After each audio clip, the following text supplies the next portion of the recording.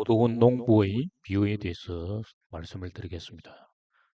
마가복음 12장 1절에서 5절을 보면 예수께서 비유로 그들에게 말씀하시되 한 사람이 포도원을 만들어 산 울타리로 두르고 접자는 틀을 만들고 망대를 지어서 농부들에게 세를 주고 타국에 갔더니 때가 이르매 농부들에게 포도원 소출 얼마를 받으려고 한 종을 보내니 그들이 종을 사와 심히 때리고 그저 보내었거늘 다시 다른 종을 보내니 그의 머리에 상처를 내고 능욕하였거늘 또 다른 종을 보내니 그들이 그를 죽이고 또 그 외 많은 종들도 들으는 때리고 들으는 죽인지라.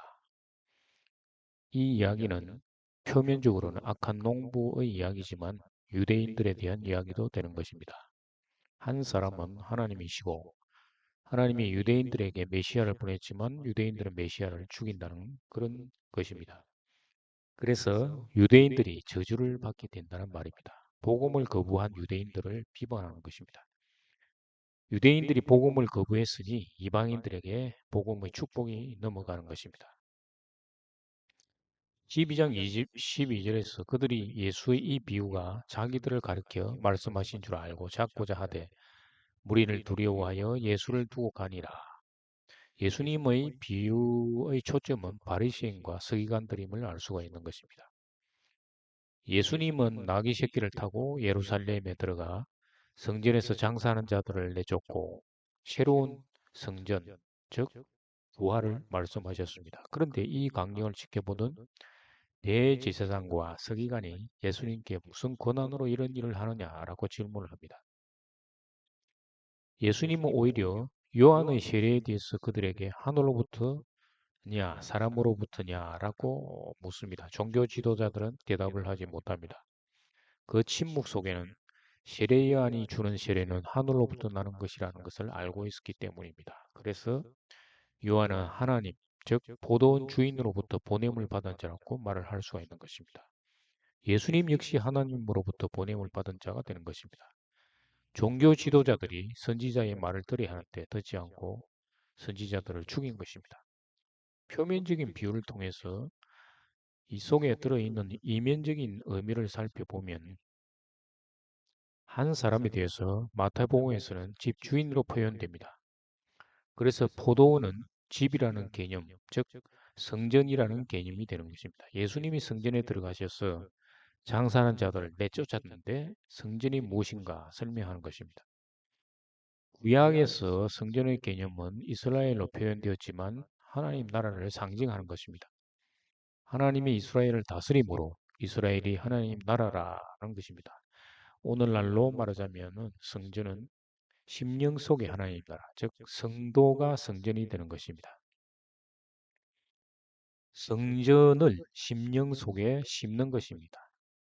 이것을 성경에서는 농부들에게 세를 준 것으로 표현합니다. 그런데 심령 속의 성전을 사람들은 모른다는 것입니다.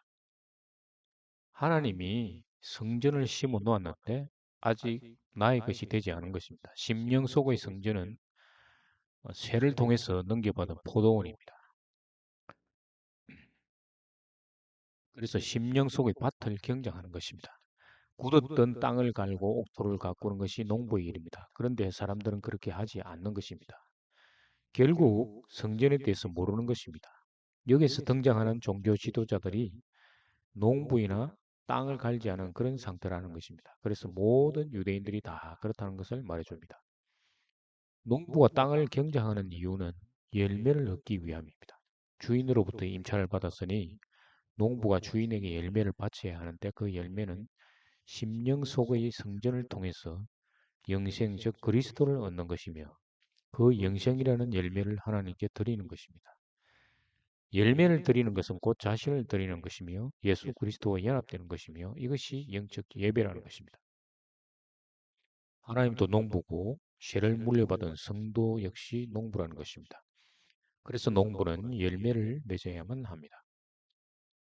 하국에 갔더니 헬라어로 아포데메오는 집 밖으로 나가다, 외국을 나가다라는 의미입니다. 집은 성전입니다. 심령 속에 성전이 심어져 있는데 하나님이 성전 밖에 있다는 것입니다. 원래는 하나였는데 하나가 아니라 분리되어 있는 것입니다. 이 말은 하나님 나라에서 범죄한 천사가 하나님을 대적함으로 하나님이 그의 영을 흙에 가도 분리함으로 하나님과 하나 되지 못하고 분리되어 있는 것입니다. 이런 상태를 하나님이 밖에 계시다라는 것입니다. 그래서 모든 자들은 죄인이 되는 것입니다. 심령 속에 성전이 있음에도 장사는 소굴이 되고 그래서 하나님은 그 성전에 계시지 않는 것입니다. 하나님이 죄를 준 그 집이 강도의 소굴이 된 것입니다. 오늘날 교회로 비유를 하자면 하나님을 믿는다고 말을 하면서 이런 의미를 깨닫지 못하면 하나님을 주여 주여라고 말을 하지만 하나님은 나는 너를 모른다라고 말을 할 수밖에 없다는 것입니다. 밖에 나가셨던 집주인이 때가 되면 찾아오십니다. 포도원의 소출 받으러 종을 보내는 것입니다. 하나님의 시간, 카이로스, 그러나 크로노스는 인간의 시간입니다. 하나님이 심령 속으로 들어오면 성도가 카이로스, 영생이 되지만 하나님이 밖에 있으면 인간은 죽을 수밖에 없는 크로노스가 되는 것입니다. 농부들에게 포도원 소출 얼마를 받으려고 한 종을 보내니 포도나무는 그리스도를 상징합니다. 예수님은 나는 포도나무요 너희는 가지이니에서 가지에서 열매적 그리스도를 맺어야만 하는 것입니다. 영생의 열매는 그리스도인 것입니다. 그래서 그리스도라는 열매를 맺는 자가 안식에 들어가는 것입니다. 11조를 내는 것은 그리스도를 기다리는 것입니다. 그런데 안식이신 그리스도로 열매를 맺음으로 이제 11조가 완성이 된 것입니다. 11조는 전체 중에서 10분의 1을 내고 그것을 통해서 전체가 이루어지기를 기다리는 의미가 됩니다. 그런데 전체가 다 완성이 된 이후에도 11조를 내야 한다는 말은 영생의 의미를 모르는 자가 되는 것입니다. 세를 받은 농부는 열매를 넘겨주지 못합니다. 왜냐하면 그들에게는 심령 속에 하나님 나라가 없기 때문입니다. 그들에게는 그리스도가 없기 때문입니다. 만일 성령의 열매가 있으면 그 농부는 열매를 넘겨주었을 것입니다.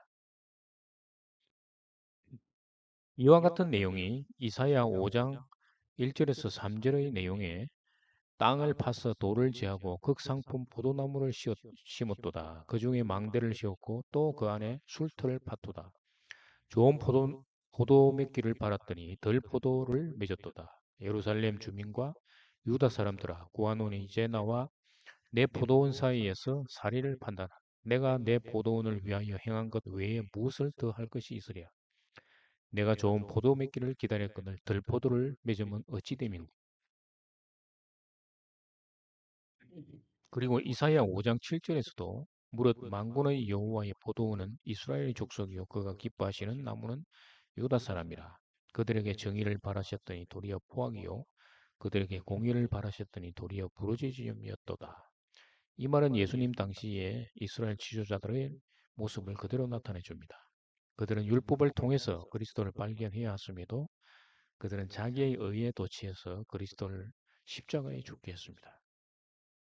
하나님이 백성들에게 모세와 같은 한 선지자를 보낼 것이라고 말을 했는데 당시 유대 지도자들은 세례 요한의 세례가 하늘로부터 온 것을 말하지 않았습니다. 그들은 예수님의 권위에 대해서도 역시 부정했던 것입니다. 오늘날에도 하나님께서 모든 심령 속에 한 선지자를 보내주는데 사람들은 거부하고 있는 것입니다. 첫 번째 종을 때리고 돌려보내고 다른 종도 때리고 능욕하고 돌려보냈습니다. 하나님은 아들을 보내기 전에 종들을 보냈는데 구약에서 선지자들을 상징합니다. 이 종들이 그리스도의 역할을 하는 것입니다. 최초의 이 약속은 창세기 3장 15절에서 나타나는데 예인은 후손에 대한 약속입니다. 유대 지도자들은 선지자를 그리스도로 보지 못하고 때리고 능욕한 것입니다. 세 번째 종을 보냈더니 그를 죽이고 또 그 외 많은 종들도 들으는 때리고 들으는 죽인지라. 그런데 누가복음 20장 12절에서는 다시 세 번째 종을 보내니 이 종도 상하게 하고 내쫓은지라. 세 번째 종에서 이라는 의미는 완전한 것을 의미합니다. 하나님은 백성들에게 율법을 주셨는데 그 율법을 주신 목적은 율법을 통해서 죄인임을 깨닫고 그리스도가 없으면 죄로부터 벗어날 수 없음을 깨달아라는 것입니다. 그런데 백성들은 깨닫기는커녕 오히려 자기의 의를 이루고자 한 것입니다. 그 결과가 예수 그리스도를 십자가에 못 박는 것이었습니다. 오늘날도 교회 안에서 날마다 예수의 살과 피를 요구하고 있죠. 그들은 예수님 당시 유대인들과 마찬가지로 율법에서 벗어나지 못한 자인 것입니다. 마태복음 23장 33절 34절 보면 뱀들아 독사의 새끼들아 너희가 어떻게 지옥의 판결을 피하겠느냐 그러므로 내가 너희에게 선지자들과 지혜 있는 자들과 서기관들을 보내매 너희가 그 중에서는 들으는 죽이거나 십자가에 못 박고 그 중에서 들으는 너희 회당에서 채찍질하고 이 동네에서 저 동네로 따라다니며 받게 하리라. 예수님 당시 바리새인, 제사장 그룹, 서기관들이 예수님을 핍박하고 괴롭혔으며 결국 죽이기까지 했습니다. 이 말에서 오늘날 교회 신도가 볼 때 분노스럽지만 신도 역시 그들과 다를 바가 없다고 했을 때는 의아스러울 것입니다. 하나님은 심령 속의 성전을 세워 세를 주고 갔지만 성경을 통해서 수없이 심령 속의 하나님 나라를 전하고 해도 그들을 오히려 전하는 자를 핍박하고 능욕까지 하며 심지어 교회라는 건물에 모여서 날마다 예수 십자가에 못 박고 있는 지경에 이르고 있는 것입니다.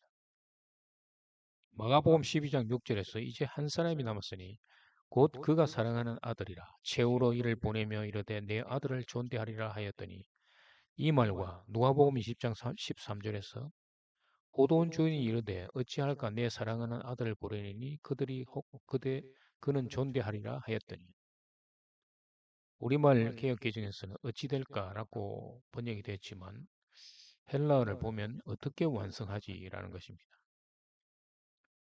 내가 포도원을 심었는데, 즉 심령 속에 하나님 나라를 심었는데 어떻게 이를 완성하지라는 것입니다. 어떻게 열매를 맺어서 아들이라는 칭호를 얻게 해줄까라는 것입니다. 그래서 그들에게 아들이라는 칭호를 얻게 하기 위해서 농부는 아들을 보내는 것입니다. 하나님은 아들이 죽을 줄 알면서 보내는 것입니다. 존대한다. 엔트레포는 말은 방향을 바꾸다는 것입니다. 회개한다는 것입니다. 하나님의 아들을 받아들이는 것이 회개입니다. 심령 속에 그리스도를 발견하는 자가 회심하는 자요 아들을 맞이하는 것입니다. 그것이 하나님을 존대하는 것입니다.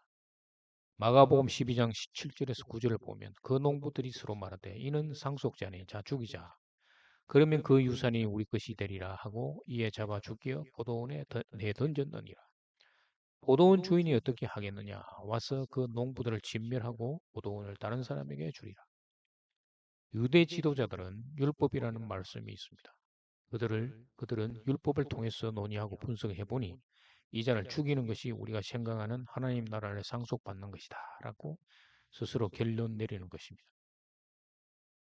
포도원 밖에 내던졌느니라. 성전 밖에서 십자가에서 죽으신 예수님을 의미합니다.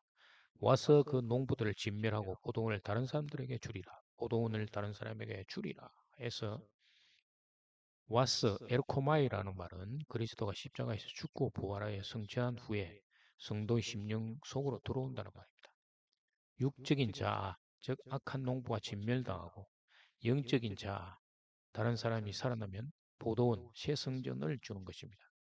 진멸당하는 것은 옛 성전의 파괴이며 성도의 심령 속에 있는 옛사람, 즉 육적 자아가 죽는 것입니다. 옛사람이 예수와 함께 죽는 것이 진멸당하는 것입니다.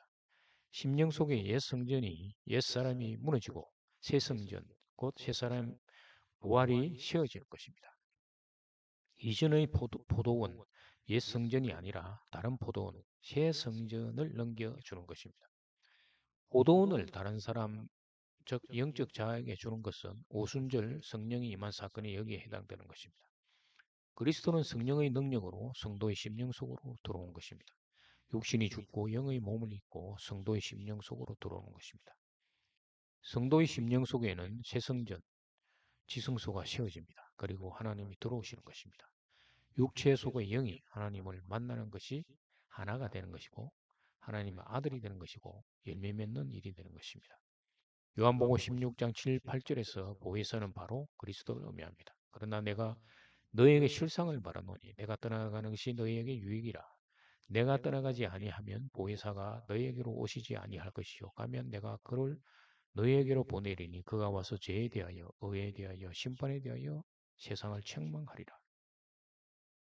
악한 농부들이 죄를 드러나게 하고 심판하는 것입니다. 육적 자아가 성전을 장사하는 곳으로 만든 것이 죄이고 그러나 하나님의 영적 자아의 심령 속으로 들어오는 것이 의가 되는 것이며 그래서 육적 자아인 악한 농부가 심판을 당하게 되는 것입니다. 이 모든 것은 성도 자신에게 일어나는 일이라는 것입니다. 자신이 하나님께 대하여 죽어야 할 옛사람이라는 것을 깨닫고 돌이킬 때, 즉 진멸당할 때 새 사람으로 성전이 세워지는 것입니다. 이게 새로운 보도원이 되는 것입니다.